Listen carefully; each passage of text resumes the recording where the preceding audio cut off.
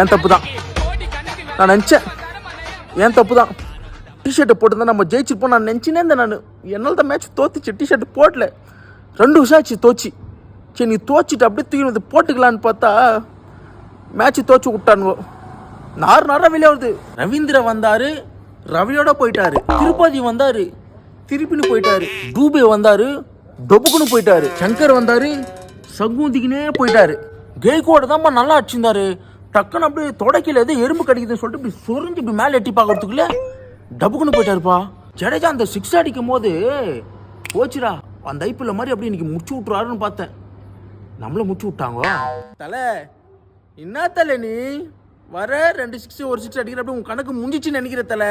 இன்னும் உன் கணக்கு முடியல தலை. நிறைய பேருக்கு நம்ம கணக்கு கொடுக்கணும் தலை, கணக்கு பண்ணணும் தலை. 2 மேட்ச் ஒரே மாரி வந்து கிட்ட வந்து தோத்துட்டோம் அடிக்க முடியாம.